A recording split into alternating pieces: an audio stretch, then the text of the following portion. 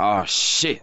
Here we go again. I'm going to start with superhero universes. The reality is, a land of terrain surrounded by multiple cars, people, and buildings isn't built for the tomfoolery that superheroes get up to. I get it. Powerful forces will cause mass destruction. That helps to prove my point though. And when I say any, I mean it with full conviction. Any superhero universe is a horror to live in as a normal civilian. Let's just take DC's universe, but Fair's Gotham for example. No one is safe. Any iteration of Gotham, you are cooked. I've seen people say Batman couldn't get that info out of me. What are you talking about? I've already talked about Arkham Batman before. This guy is an absolute madman. He deals with psychopaths and serial killers and metahumans like it's second nature, and he does it all in one night. Why would you ever want to live here of all places? Are you stupid? You see, that's the thing. If I magically ended up in Gotham, I probably wouldn't survive, but here's the reality. I wouldn't be there in the first place. England's better than that shit. Catwoman was trying to get back to her crib and some idiot blew it up. This is the same Gotham that Scarecrow decided to cover the whole place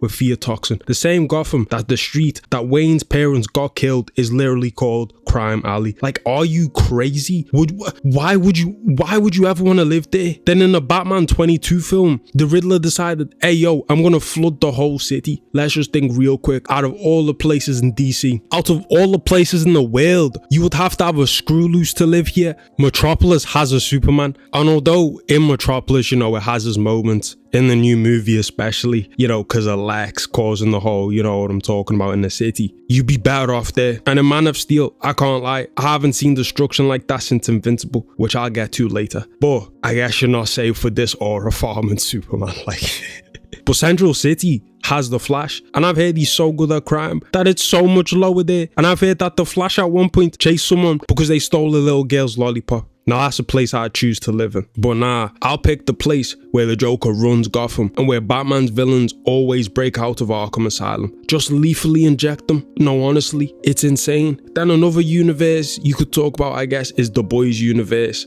And I mean, this show didn't waste any time in showing the level of bull that people put up with in this universe. In the first 5 minutes, you've got a couple talking about moving in with each other, and then poof, she's gone. I couldn't believe it. But compared to every other universe, I'm not even joking, The Boys doesn't even seem that bad, which sounds crazy, I know, because Homelander exists and a lot of innocent people still die. But on like a mass scale compared to everything else, every other universe, I would say The Boys is more normal. Like, it's just a satire version of America with superheroes. So compared to everything else, bro, this is the biggest okay. Then you've got Marvel. This one's pretty bad. Across every single movie, there is some level of chaotic threat. Well, duh. How else are you gonna tell a story with superheroes? But no, honestly, there are times where the threats are genuinely awful. New York got invaded twice. The one in the first Avengers film, which was diabolical. Then they came for New York in Infinity War, and I guess it's 3, because Endgame they came again. And then you get into just some of the things that happened here. Ultron, the brother logged on for 2 whole seconds and decided he needed to drop a whole city on Earth. Chill, bro, it's not ever that deep.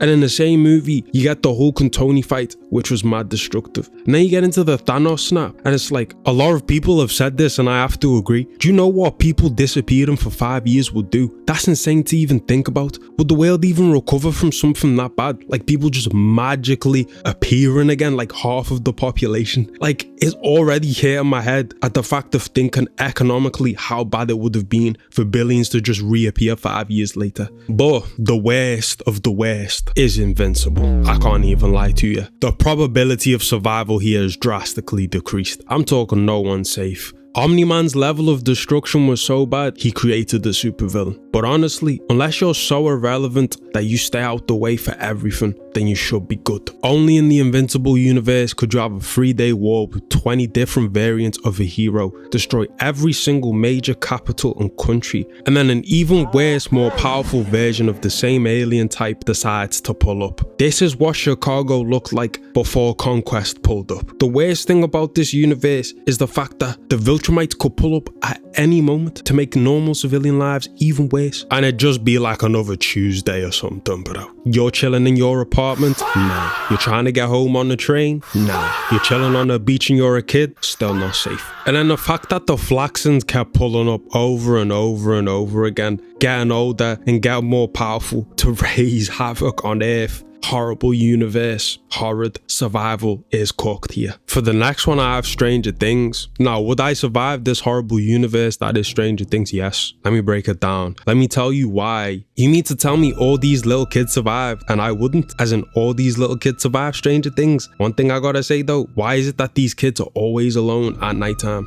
No wonder Will got swiped from this dimension. Bro was riding his bike at night at like, what, winter time? But 11, I mean, she's got powers, so she makes sense. But Will, Mike, Dustin, Erica, all the other characters, the plot armor in this little town goes crazy. Going up against Russians, bro. I feel like the best way to survive this universe is to just mind your business. Ain't no Demogorgon realistically gonna hurt me if, I don't know, I just attend school, for example. The only reason the gang got involved with the Demogorgon was because 11 had the connection to it in the first place. Plus, what's Vecna gonna do to me if I always have my headphones on? I'm always listening to my favorite songs throughout the day. Oh, but it's the 80s. Shut up.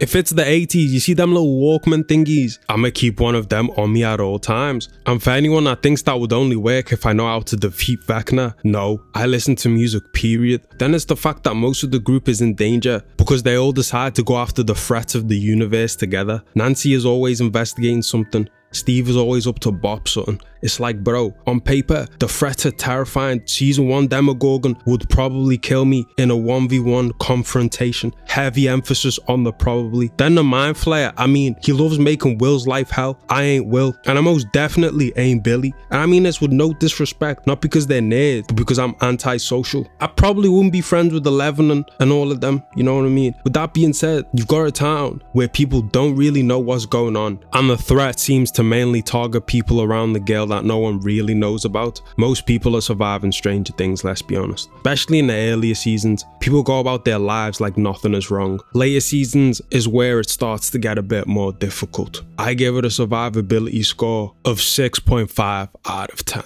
On to the next. We got another Netflix original in Bear Boxing. An apocalypse in which people can't see when they step outside because if they remove the blindfold, then that will cause them to get influenced by the evil monster that causes self-deletion. Apparently this is what it looks like. I don't know about this one, Chief. Like, we need our eyes for damn near everything. How do you hunt when blind? How do you cook if you're not indoors and the sunlight isn't affecting you? You going to cook blind? Like, what? It's honestly that bad.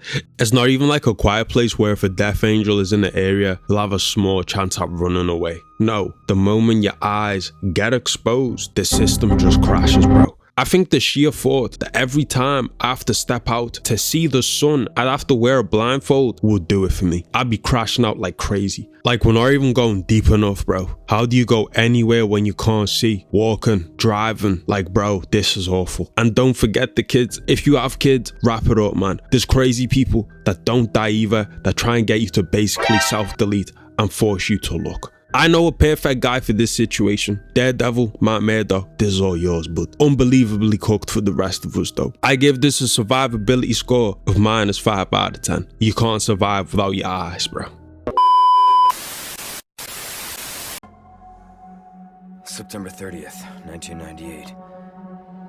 It's a day I'll never forget.